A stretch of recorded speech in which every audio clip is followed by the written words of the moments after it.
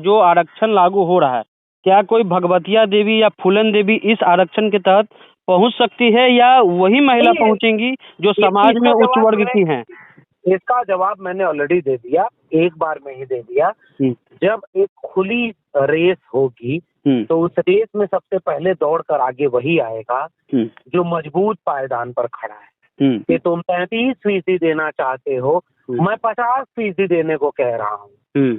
तुम 50% महिलाओं को आरक्षण दो, लेकिन SC ST OBC quota within quota होना चाहिए। नरेंद्र मोदी जी वाकई पिछड़े समाज के हितैषी हैं, तो वो OBC आरक्षण के बिना महिला आरक्षण लागू नहीं होने देंगे। और अगर वो बिना OBC आरक्षण के महिला आरक्षण लागू कर रहे हैं। जी, हमारी बात लक्ष्मण यादव जी से हो रही है। जी हेलो जी जी, कह रहे हैं लक्ष्मण यादव जी, नमस्कार, सनी यादव हैं द इंटरव्यू इंडिया पटना से। कह रहे हैं सर कि अभी जो महिला आरक्षण पे जो सर बात हुई है और मोदी जी महिला आरक्षण पास करने जा रहे हैं 33%, तो इसको आप लोग कैसे देखते हैं सर? क्योंकि शरद यादव ने कहा था कि हम जहर खा लेंगे अगर कोटा में कोटा नहीं मिलता है तो। जी, बहुत महत्वपूर्ण समय है इस देश के लिए कि नई संसद के उद्घाटन के समय कुछ लोग हैं जिनकी जिद है कि वो इतिहास में अमर हो जाना चाहते हैं, तो वो बहुत सारे काम ऐसे करना चाह रहे हैं। और उसमें बहुत सारे काम ठीक भी हैं, लेकिन कुछ कामों का संदेह पहले से इस देश के नेताओं ने व्यक्त किया है। डिबेट हुई है, विमर्श हुआ है। 1998 में जब HD देवेगौड़ा की सरकार थी और उनके कैबिनेट में महिला आरक्षण विधेयक पास हुआ था, संसद से पास कराना चाह रहे थे, नहीं हुआ। उसके बाद 2008 में कोशिश हुई, फरवरी 2010 में इसे पास किया गया तो राज्यसभा में।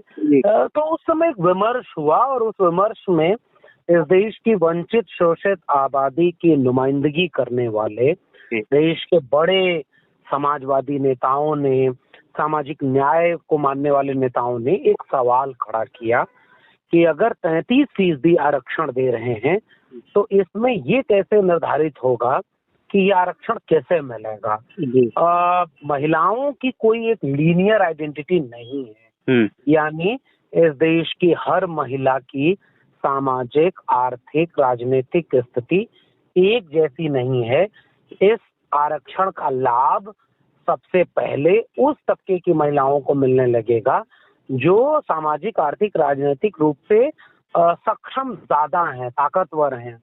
उन्होंने ये विमर्श खड़ा किया कि अगर आप महिलाओं को प्रतिनिधित्व देना चाहते हैं तो सबसे हाशिए पर खड़ी महिला को कैसे इसमें प्रतिनिधित्व मिलेगा? कैसे दलित घर की महिला जिसको एक सोशल कल्चरल प्रिविलेज नहीं है, उसकी दिनचर्या में, उसके रोजमर्रा की जिंदगी में जो भी मुश्किलें हैं वो उसे इतनी बांधती हैं कि वो वहां से एकदम निचली पायदान से उठ करके देश के सदन तक पहुंचने में बहुत मुश्किल आएगी। अगर आप इस महिला आरक्षण विधेयक में कोटा विद इन कोटा रखें तो इस कोटे के जरिए ही आप उन महिलाओं को सशक्त कर सकते हैं।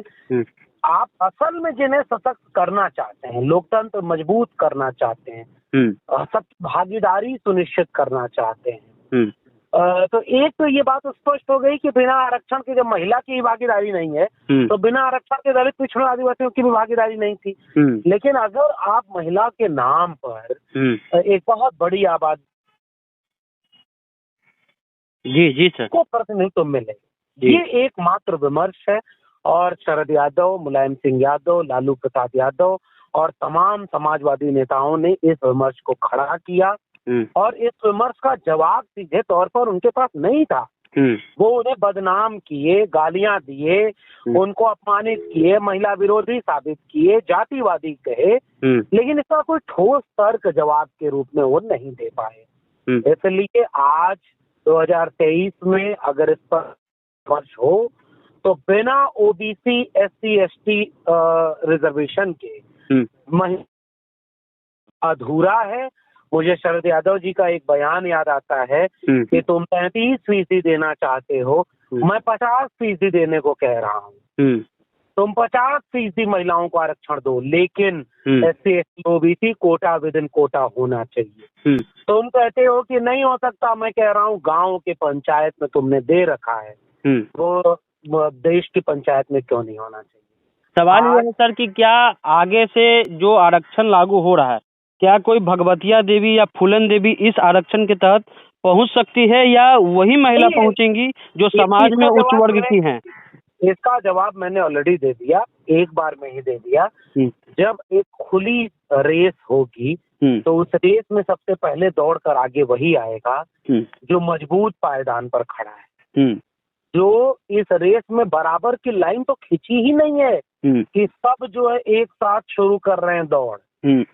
इसमें बहुत बड़ी आबादी बहुत पीछे खड़ी है और थोड़ी सी आबादी आगे खड़ी है, और रेस एक साथ ओपन की जा रही है। इस रेस में जो आगे ऑलरेडी है वो आगे दौड़ कर आ जाएगा। तो क्या सर नरेंद्र मोदी जो अपने आप को कहते हैं कि हम भी पिछड़े समाज से हैं, क्या ये जो पिछड़े समाज की जो महिला है उन पर एक तरह से उनका अधिकार नहीं छीना जा रहा है? महिलाओं का ही नहीं, पूरे पिछड़े समाज का अधिकार छीन लिया जाएगा और पिछड़े समाज का प्रतिनिधित्व तो बेहद घट जाएगा। और अगर कोई भी व्यक्ति जो अपने विचार में, ख्याल में और अपने स्वप्न में पिछड़े समुदाय से मूल रूप से आता, वो झूठा न होता तो ऐसा कदम कतई न उठाता। और अगर नरेंद्र मोदी जी वाकई पिछड़े समाज के हितैषी हैं तो वो OBC आरक्षण के बिना महिला आरक्षण लागू नहीं होने देंगे। और अगर वो बिना OBC आरक्षण के महिला आरक्षण लागू कर रहे हैं तो इसका मतलब साफ है कि वो पिछड़े समाज की कोई हित को नहीं चाहते, वो उनके हितों के सबसे बड़े दुश्मन हैं। बहुत बहुत धन्यवाद लक्ष्मण जी आपका समय देने के लिए।